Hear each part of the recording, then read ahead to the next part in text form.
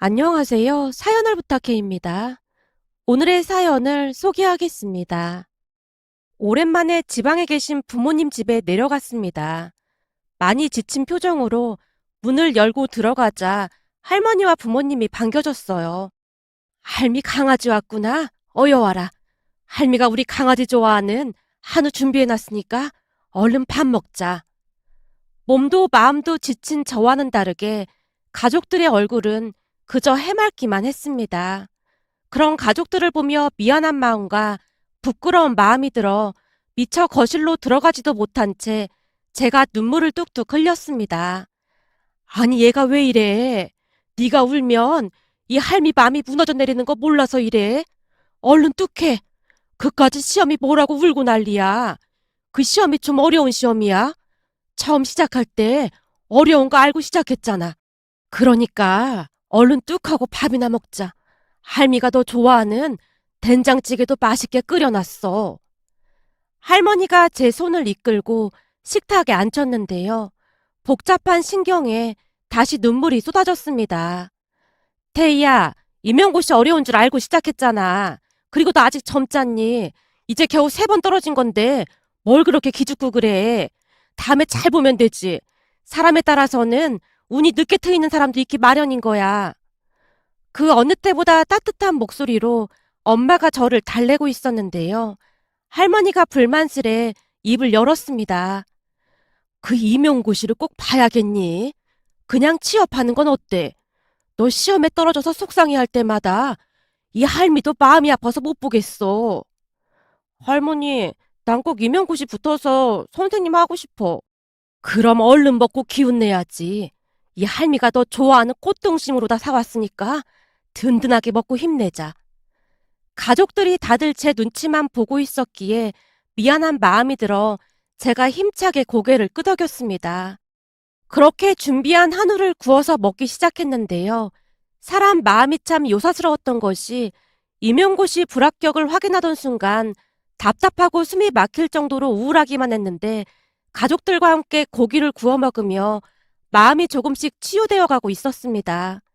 너무나 큰 스트레스로 인해 배고픔조차 느끼지 못하고 있었지만 그날은 할머니가 올려주는 고기를 넙죽넙죽 잘도 받아 먹었어요. 그렇지. 이렇게 잘 먹어야 할미 강아지가 맞지. 고기 많이 있으니까 실컷 먹어. 할머니, 진짜 완전 맛있어. 그렇지. 거봐라. 사람은 이 배가 든든해야 다른 생각을 안 하는 법이야. 할미가 더 좋아하는 딸기도 사놨으니까 얼른 먹고 딸기도 먹자. 시험 떨어져 놓고 너무 면목이 없네. 괜찮아. 그까지 시험이 뭐가 될수라고. 내년에 다시 보면 되는 거지.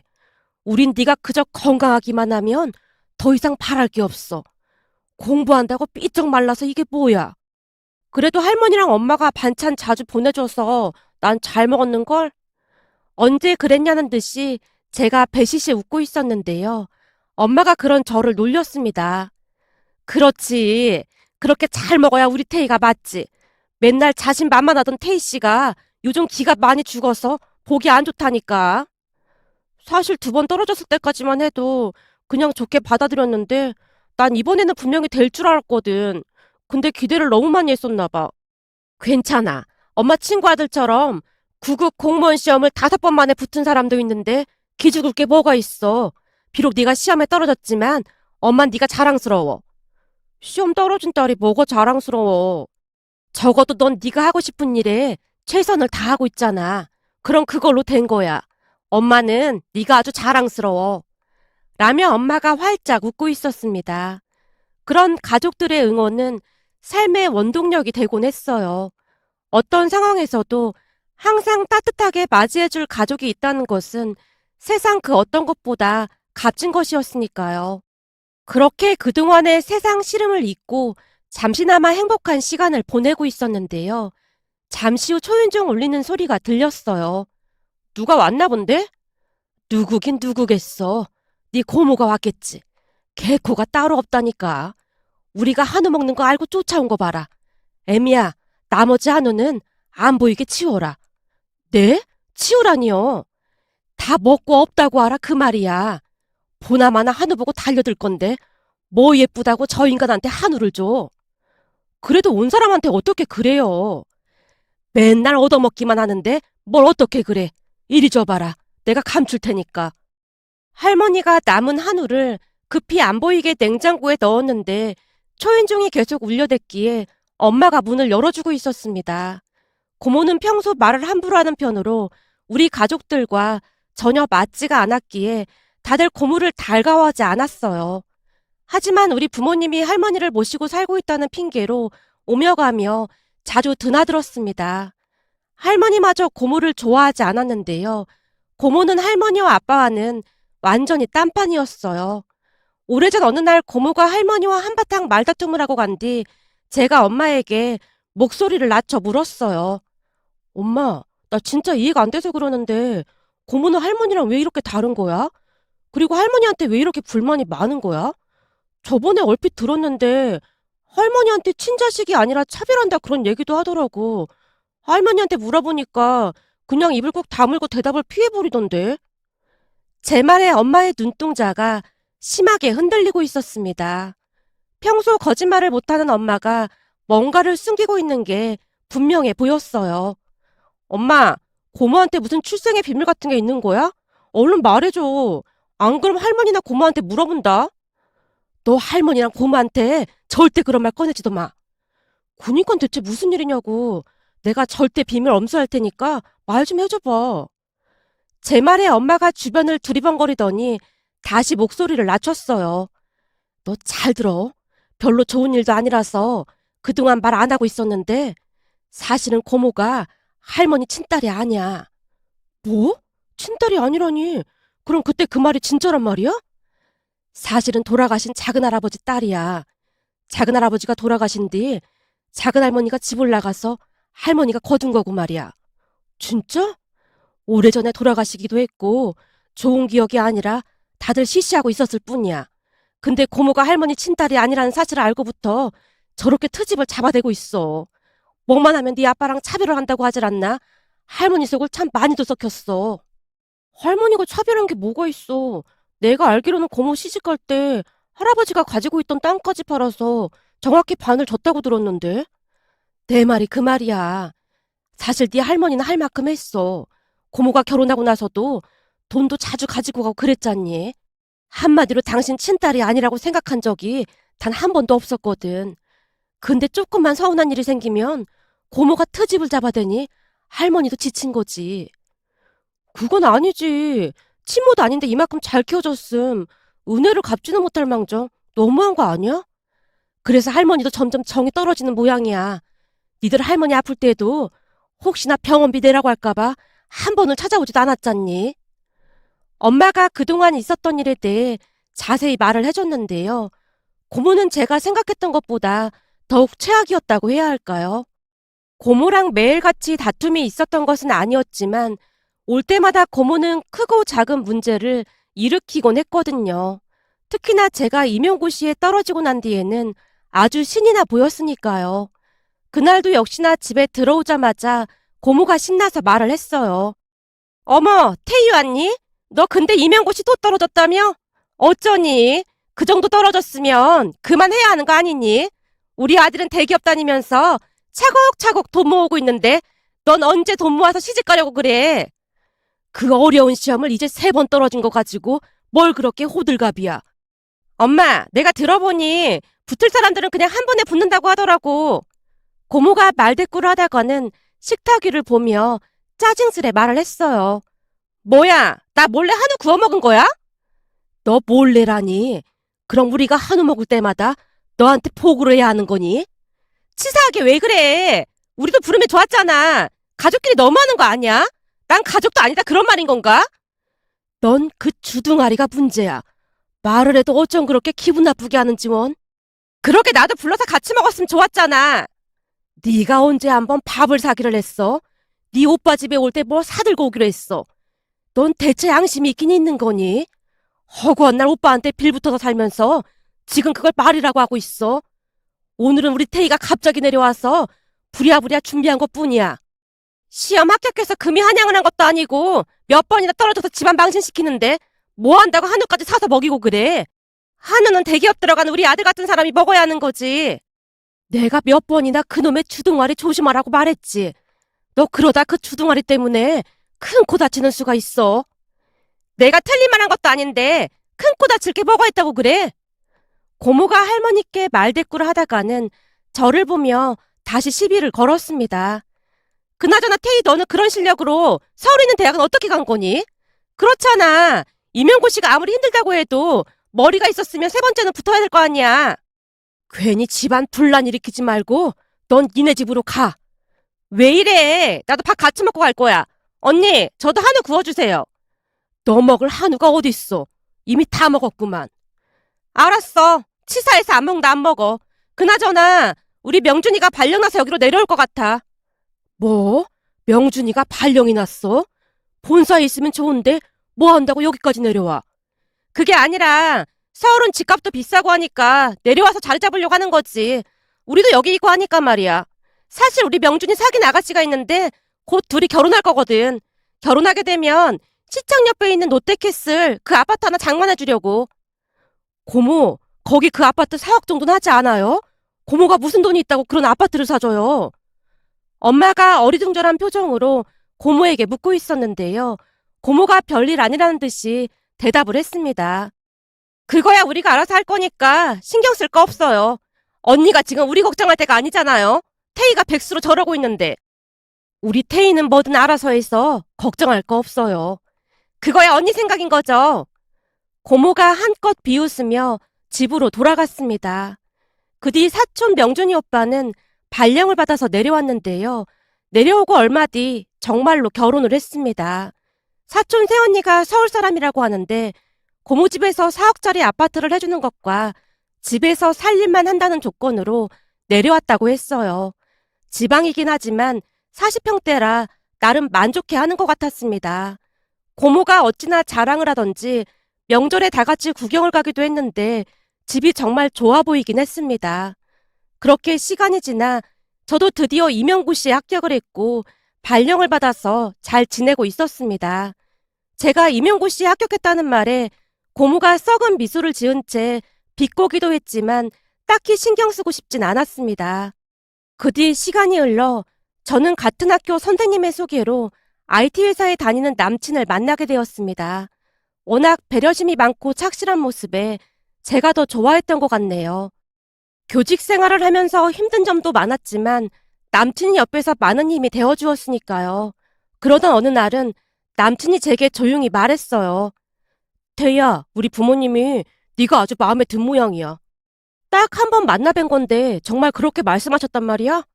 말도 마. 아주 똑 부러진다고 진짜 마음에 들어 하셨어.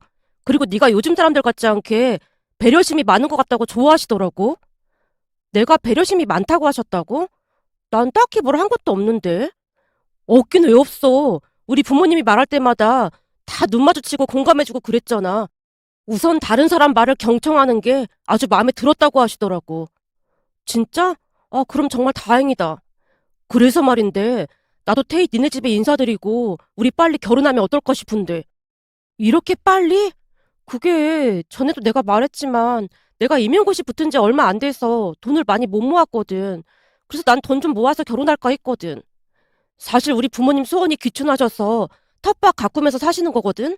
그래서 우리 둘 결혼하고 나면 지금 사시던 집을 우리한테 주시고 두 분은 양평에 전원주택 지어서 사시고 싶다고 하시더라고.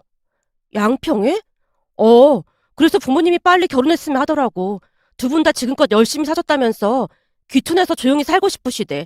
사실 몇 년 전에 이모도 내려가셔서 살고 계시거든. 부모님이랑 이모네랑 워낙 사이가 좋다 보니 더 그런 것 같아. 그러니까 한마디로 돈 걱정은 안 해도 될 거야. 집안에 들여놓을 가전제품만 몇 개 사면 될걸? 그 정도는 가능하잖아. 물론 그건 가능하긴 하지만 호성 씨는 집까지 해오는 건데 내가 너무 눈치 보이잖아. 괜찮아. 우리 부모님도 네가 마음에 안 들었으면 이런 얘기 꺼내지도 않는데 두 분이 아주 좋아하셔.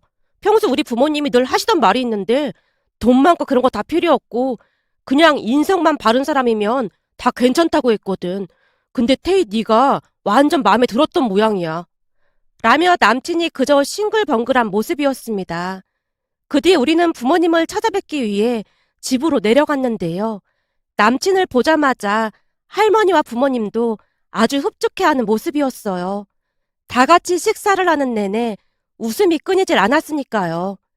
그런데 그 행복은 오래가지 않았는데요. 잠시 후 불청객인 고모가 또다시 찾아왔거든요. 뭐야, 오늘 태희 남자친구 인사 오기로 했던 거야? 근데 나는 왜 안 불렀어? 태희 남자친구 인사 오는데 너를 왜 불러? 그러는 너는 네 아들 여자친구 인사 왔을 때 우리 불렀니? 그거야, 가족이라고 잘 사는 것도 아니고 창피하니까. 라며 고모가 급히 말을 멈춘 채 가족들 눈치를 보고 있었어요. 그 모습에 할머니가 버럭한 건 말할 것도 없었고요. 뭐? 가족이 창피해? 알았으니까 시끄럽게 하지 말고 그만 가봐. 너 반기는 사람도 없는데 왜 굳이 와서 사다를 만들어? 엄마, 잠깐만 기다려봐. 그래도 내가 고모인데 이렇게 만난 김에 인사는 해야 할 거 아니야. 인사는 뭔 놈의 인사야. 괜히 또 쓰잘데기 없는 소리 하지 말고 너는 얼른 집에 가봐.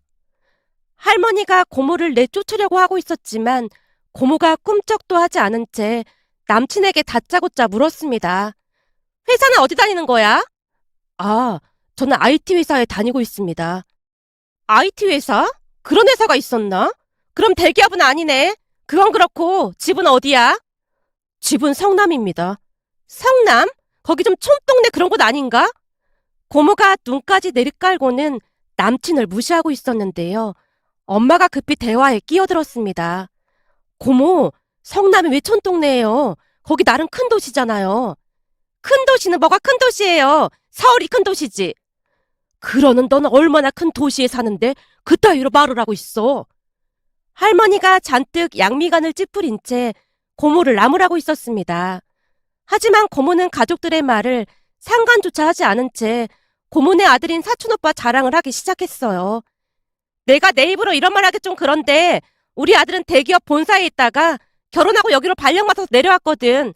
거기다 우리 아들은 롯데캐슬에 살아. 근데 혹시 롯데캐슬 들어봤어? 네, 잘 알고 있습니다. 엄청 좋은 아파트죠. 알고 있구나. 당연하지. 우리 아들은 롯데캐슬, 그것도 40평대에 살아. 거기 아파트 가격이 얼마인지 모르지? 무려 4억씩이나 해, 4억. 아무래도 좋은 아파트다 보니까 그렇게 할 것 같습니다. 남친이 계속해서 맞장구를 쳐주고 있자 고모가 신나서 남친에게 물었어요. 근데 성남이면 너무 외진 곳 아닌가? 그럼 둘이 결혼하면 신혼집도 성남에 얻는 건가? 네, 저희 결혼하면 부모님이 사시던 집에서 신혼생활을 할 것 같습니다. 그래?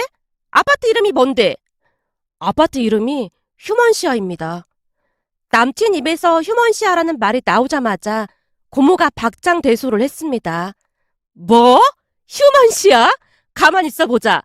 휴먼시아면 거기 주공 아파트 아니야? 태희야, 넌 임용고시까지 붙었는데 남자 좀 골라서 만나지 그랬니? 공부한 게 아깝지도 않니? 그 많은 아파트 중에서 주공 아파트가 뭐야, 주공 아파트가? 고모, 휴먼시아가 뭐가 어떻다고 그래요? 요즘 얼마나 잘 나오는데요. 좋긴 뭐가 좋아. 그래봤자 주공이 주공이지 뭐. 롯데캐슬이랑 비교가 되겠어? 고모가 어깨에 잔뜩 힘을 준 채 신나서 말을 하고 있었습니다. 고모의 얼굴은 승리감에 한껏 도취되어 있는 표정이었는데요. 암튼 고모가 상기된 목소리로 다시 물었어요. 태희 네가 근무하는 곳은 서울인데 성남이면 근무지까지 한참 멀겠네. 하긴 돈이 있었으면 서울에 집을 얻었겠지. 내가 괜한 걸 물어봤네. 그게 무슨 소리야. 신혼집에서 학교까지 금방인데. 꼬레치 남자친구 편 들어주느라 그렇게 말하나 본데 우리 사이엔 안 그래도 돼. 고모, 진짜 몰라서 그러는 거야? 아니 모른 척하고 그러는 거야? 내가 모르긴 뭘 몰라. 판교역에서 강남역까지 15분이면 가는데 무슨 그런 말을 하고 있어. 뭐? 판교역에서 강남역까지 금방 간다니. 그건 또 무슨 말이야? 당연하지. 신혼집이 판교니까 전철 타면 강남역까지 15분밖에 안 걸리는걸?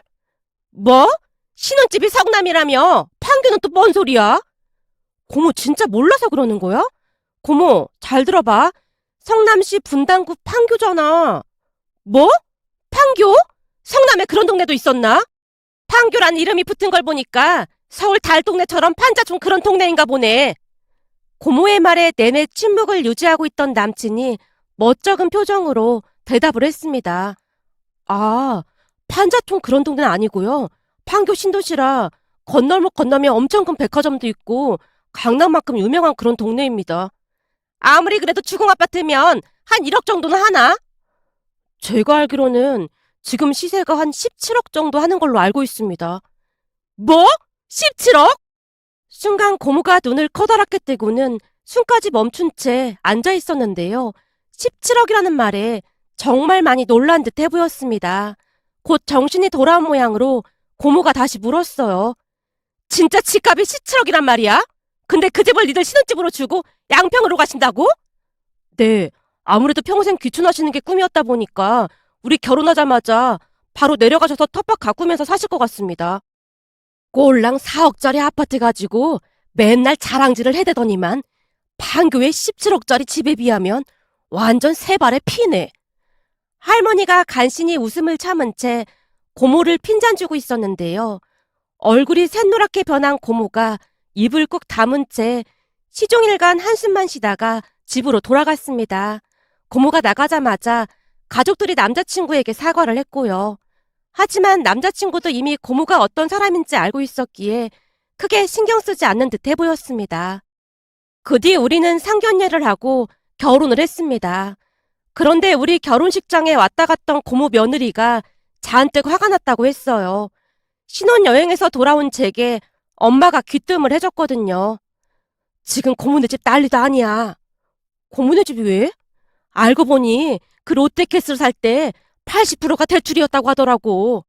요즘 말 맞다나 있는 대출 없는 대출 영혼까지 끌어모아 샀다는 그 영끌이라고 하더구나. 뭐? 영끌? 그게 정말이야? 그렇다니까. 어쩐지 이상했어. 고모가 돈도 많지 않은데 4억짜리 집을 어떻게 사줬나 이상하긴 했거든. 근데 대출 끼고 산 걸 며느리는 모르고 있었다나 봐. 뭐야? 지금에 와서 그런 소리를 하면 어떡해. 4억짜리 집 사준다고 서울 살고 있는 며느리를 여기까지 데리고 온 건데 그거 알고 며느리가 산다 못 산다 난리를 치고는 짐 싸서 서울로 올라가 버렸잖니. 근데 내내 잘 숨겨오다가 어떻게 알게 된 거래? 그게 니들 결혼할 때 그 판교에서 했잖아.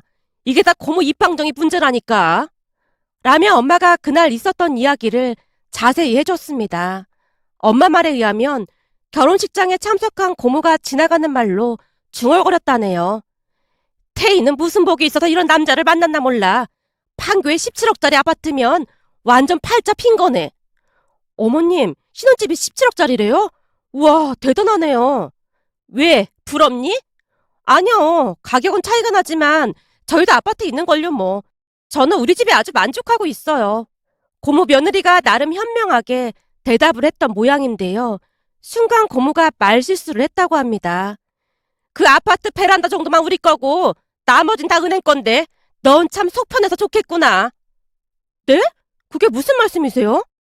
고모네 며느리가 놀라서 묻고 있었고 옆에 있던 사촌오빠가 방방 뛰면서 고모를 나무랐다고 하네요. 그날 집에 돌아간 고모네 며느리가 아파트 값에 80%가 대출인 사실을 알고 사기 결혼을 당했다며 짐을 싸서 친정으로 가버렸고요. 듣는 내내 어찌나 어이가 없던지 말이 나오지 않았기에 제가 넋을 놓고 듣고 있었는데요. 엄마가 더욱 황당한 소리를 했어요. 문제는 니네 고모가 우리 집에 와서 그 빚 좀 갚아달라고 난리를 쳤다는 거야. 아니 그 돈을 왜 우리가 갚아줘? 말이 되는 소리를 해야지. 내 말이 그 말이야. 그 돈 안 갚아주면 아들 며느리 이혼한다고 울고불고 난리도 아니었어. 설마 할머니랑 아빠가 해준다는 건 아니겠지? 그걸 우리가 왜 해주겠어? 돈이 어딨다고. 니네 고모가 그동안 가져간 돈만 얼만데 절대 못 해주지. 할머니한테 은혜는 못 갚을 망정이지. 어쩜 그럴 수가 있어. 제 말에 엄마가 긴 한숨을 쉰 채 말을 피하는 모습이었습니다. 그 뒤 사촌오빠 부부는 이혼 소송까지 갔다고 들었어요. 그리고 고모는 혼비백산한 채 며느리 친정까지 가서 빌고 난리가 아니었다고 합니다. 그 모습에 할머니 표정이 한없이 어둡기만 했는데요. 고모가 예전처럼 집에도 자주 오지 않고 두문불출하고 있다고 했으니까요. 고모가 키워준 할머니께 효도하고 바른 마음으로 살았다면 고모의 삶도 바뀌지 않았을까 하는 마음이 들어 이렇게 글 남겨봅니다. 오늘의 사연은 여기까지였습니다. 즐겁게 보셨다면 구독, 좋아요 부탁드립니다. 고맙습니다.